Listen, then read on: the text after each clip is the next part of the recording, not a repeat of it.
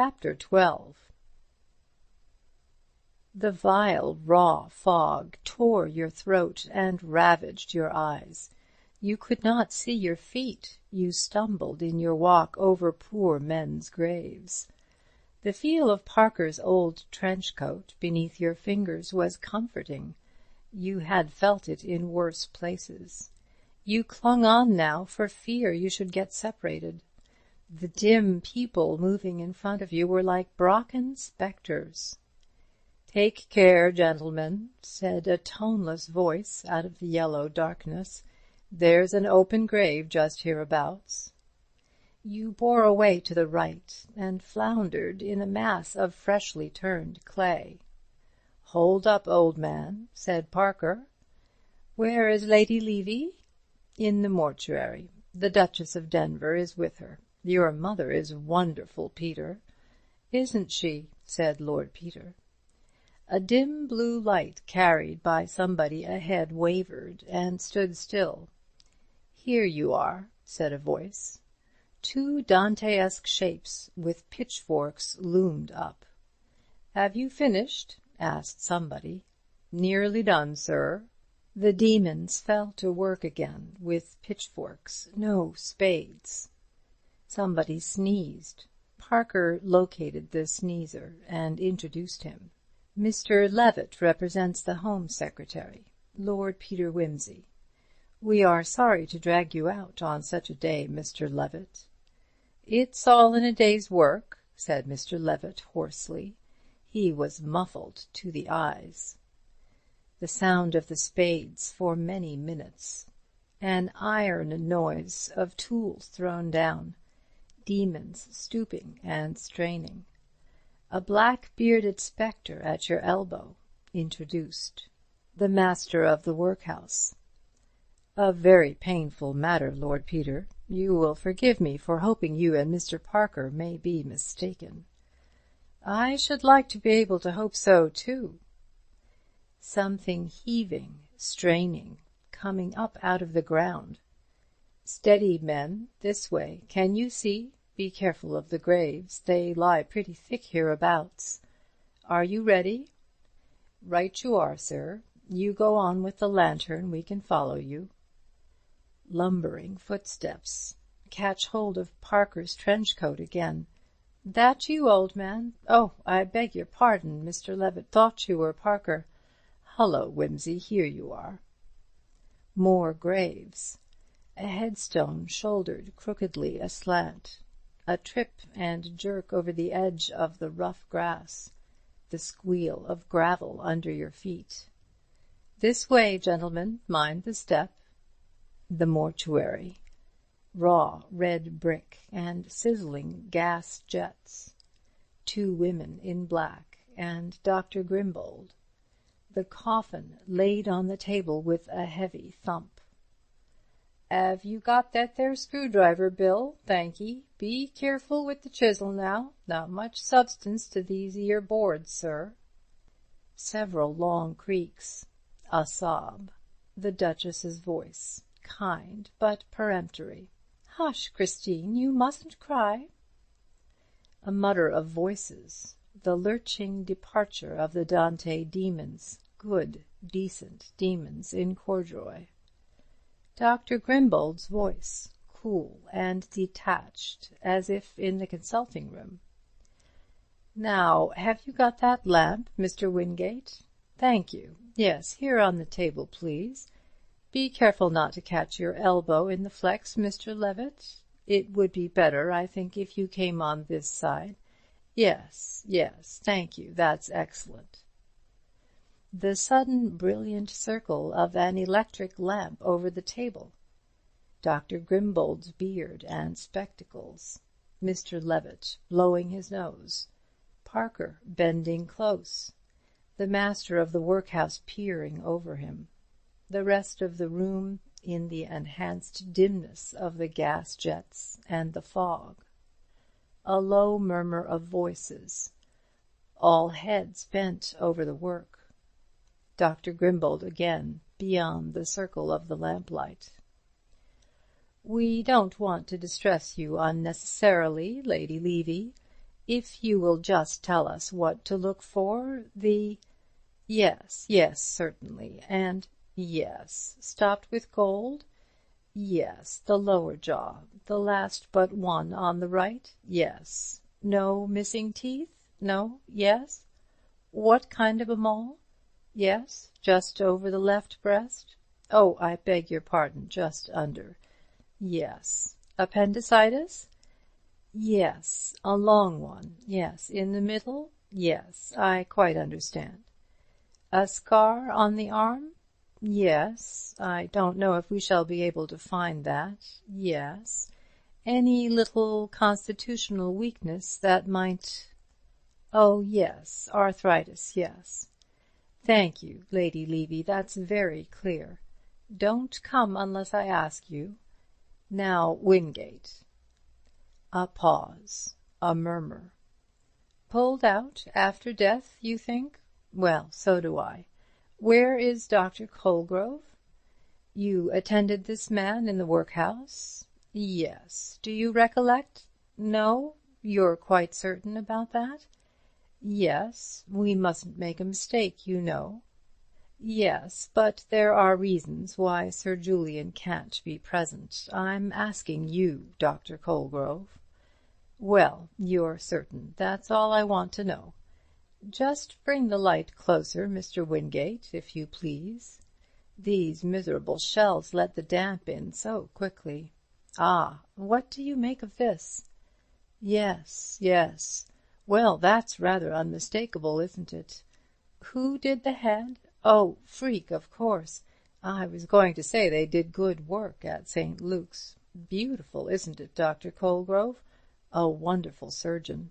I saw him when he was at Guy's. Oh, no, gave it up years ago. Nothing like keeping your hand in. Ah, yes, undoubtedly that's it. Have you a towel handy, sir? Thank you. Over the head, if you please. I think we might have another here. Now, Lady Levy, I am going to ask you to look at a scar and see if you recognize it. I'm sure you are going to help us by being very firm. Take your time. You won't see anything more than you absolutely must. Lucy, don't leave me. No, dear.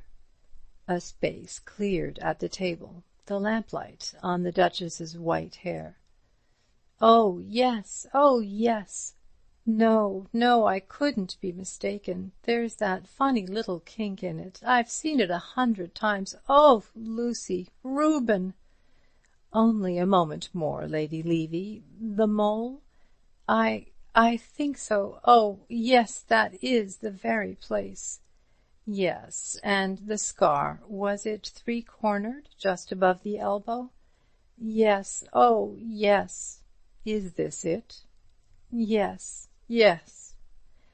I must ask you definitely, Lady Levy, do you, from these 3 marks, identify the body as that of your husband? Oh, I mustn't I? Nobody else could have them just the same in just those places. It is my husband. It is Reuben. Oh! Thank you, Lady Levy. You have been very brave and very helpful. But I don't understand yet. How did he come here? Who did this dreadful thing? Hush, dear, said the Duchess. The man is going to be punished. Oh, but how cruel! Poor Reuben! Who could have wanted to hurt him? Can I see his face? No, dear, said the Duchess. That isn't possible. Come away. You mustn't distress the doctors and people. No, no. They've all been so kind. Oh, Lucy! We'll go home, dear. You don't want us any more, Dr. Grimbold? No, Duchess, thank you. We are very grateful to you and Lady Levy for coming. There was a pause while the 2 women went out. Parker, collected and helpful, escorting them to their waiting car. Then Dr. Grimbold again. I think Lord Peter Wimsey ought to see the correctness of his deductions. Lord Peter? Very painful. You may wish to see... Yes, I was uneasy at the inquest. Yes, Lady Levy, remarkably clear evidence. Yes, most shocking case. Ah, here's Mr. Parker. You and Lord Peter Wimsey entirely justified. Do I really understand? Really? I can hardly believe it. So distinguished a man. As you say, when a great brain turns to crime. Yes, look here. Marvellous work, marvellous. Somewhat obscured by this time, of course, but the most beautiful sections. Here, you see, the left hemisphere, and here, through the corpus striatum, here again the very track of the damage done by the blow. Wonderful. Guessed it. Saw the effect of the blow as he struck it, you know. Ah, I should like to see his brain, Mr. Parker. And to think that... Heavens, Lord Peter, you don't know what a blow you have struck at the whole profession, the whole civilized world. Oh, my dear sir, can you ask me? My lips are sealed, of course. All our lips are sealed. The way back through the burial ground. Fog again, and the squeal of wet gravel. Are your men ready, Charles? They have gone. I sent them off when I saw Lady Levy to the car. Who is with them? Sugg. Sugg? Yes, poor devil. They've had him up on the mat at headquarters for bungling the case. All that evidence of Thipps's about the night club was corroborated, you know. The girl he gave the gin and bitters to was caught, and came and identified him, and they decided their case wasn't good enough and let Thipps and the Harks girl go. Then they told Sugg he had overstepped his duty and ought to have been more careful. So he ought, but he can't help being a fool. I was sorry for him. It may do him some good to be in at the death. After all, Peter, you and I had special advantages. Yes, well, it doesn't matter. Whoever goes won't get there in time. Sugg's as good as another. But Sugg, an experience rare in his career, was in time. Parker and Lord Peter were at 110 Piccadilly.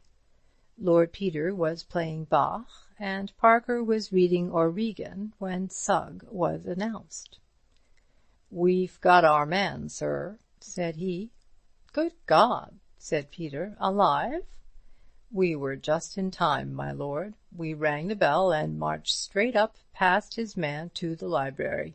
He was sitting there doing some writing. When we came in he made a grab for his hypodermic, but we were too quick for him, my lord. We didn't mean to let him slip through our hands, having got so far. We searched him thoroughly and marched him off."